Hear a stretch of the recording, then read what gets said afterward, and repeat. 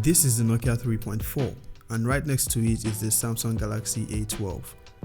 Both budget smartphones, similarly priced and also close in specifications, but they both have their strengths and weaknesses. Which of these is the best device for you? Let's find out.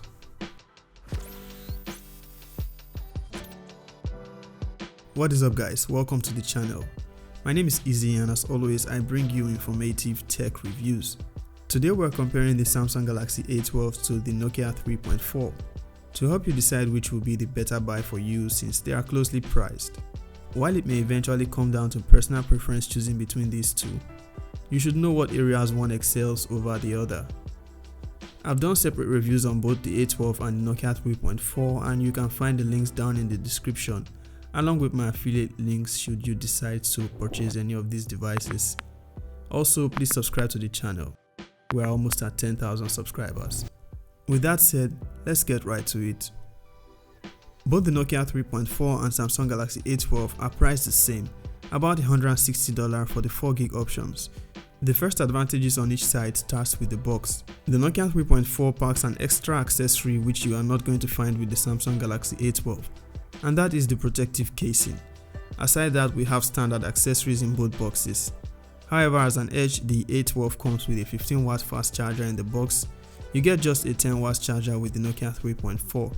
Believe me, it takes a while to charge. On specifications, both devices in this comparison have 4GB of RAM and 64GB of storage. 720p displays, though one is LCD and the other TFT. More on that later.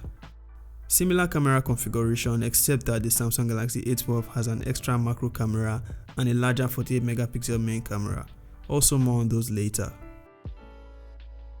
The Samsung Galaxy A12 has a bigger battery at 5000 mAh and also supports fast charging, while the Nokia 3.4 has just 4000 mAh battery, which is not small by any means.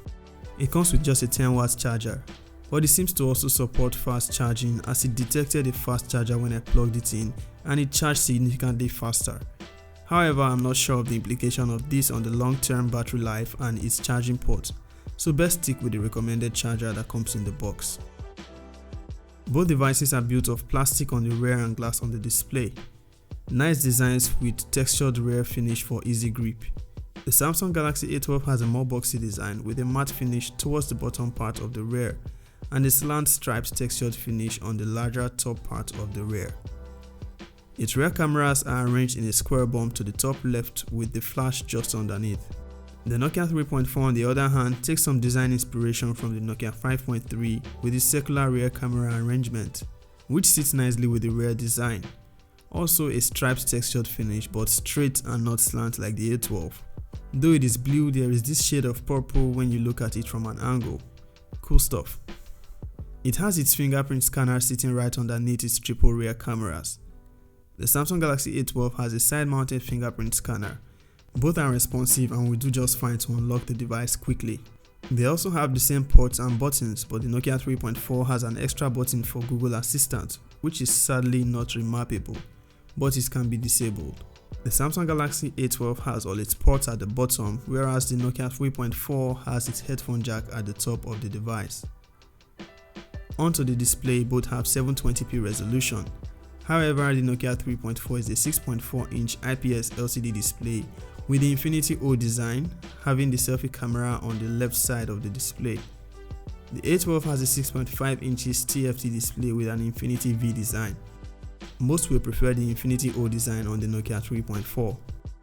There is very little to separate them at a glance when it comes to the picture quality on the displays, but I'll pick an LCD display over TFT. While choosing between the Samsung Galaxy A12 and the Nokia 3.4, one deciding factor could be the software experience. Both run Android 10 and should get Android 11, though Android 12 is only guaranteed with the Nokia. Uncertain about the Samsung Galaxy A12. Regardless of their Android versions however, it is between the pure stock Android experience on the Nokia 3.4 and the feature-packed One UI on the Samsung Galaxy A12. Both are snappy and will get the job done, but it will all come down to what you like. I'm sure the more techy or geeky ones will go with the stock Android, and those with less care for stock Android and want feature-packed experience should go with One UI. Your choice at the end of the day. By the way, I'm using a custom launcher on the Nokia 3.4. It's the Microsoft launcher. Another possible deciding factor when choosing between these devices could be the processors. The Samsung Galaxy A12 comes with the MediaTek Helio P35 processor, whereas the Nokia 3.4 uses the Snapdragon 460. Both processors are capable, but the Snapdragon 460 has significantly higher benchmark scores and also performs better with gaming. Both phones can handle games decently, but with the Samsung Galaxy A12 you will only have the option to play at the lowest settings available, and you are bound to experience lags much sooner than you would with the Nokia 3.4. The Nokia 3.4 offers a more stable gaming experience, but I'd say that is only a concern for the A12 if you use your device for gaming more often than not.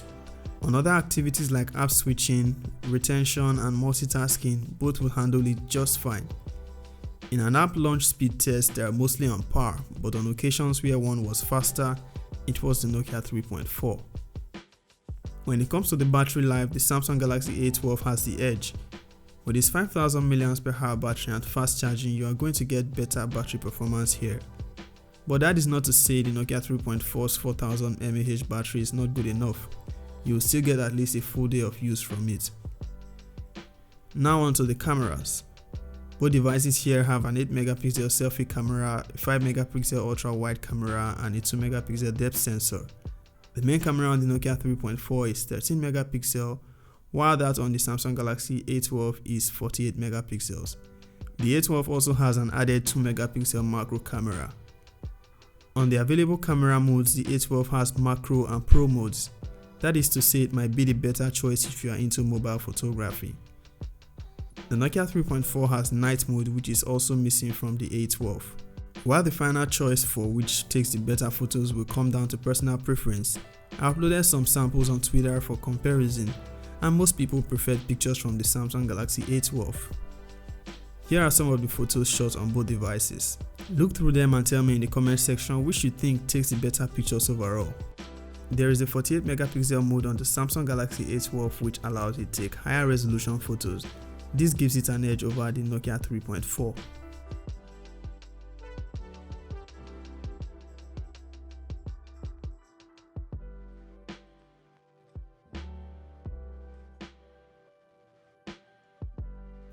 Both are able to shoot videos up to 1080p Full HD at 30 frames per second from both the front and rear cameras. Okay, testing. We are testing the selfie cameras of the Nokia 3.4 and the Samsung Galaxy A12. Both have an 8MP selfie camera and can shoot Full HD videos up to 1080p, 30 frames per second. What do you think about the quality? Which has the better selfie image quality? In summary, if you are going for the Samsung Galaxy A12, you'll be getting bigger battery, fast charging, and arguably the better cameras. With the Nokia 3.4, you'll get stock Android, slightly better gaming performance, also arguably the better processor, and better display design. Both phones are priced the same and will give you good value for money. Whichever you choose in the end will be based on your usage, as I have already highlighted their strengths and weaknesses. Hopefully you find this video helpful.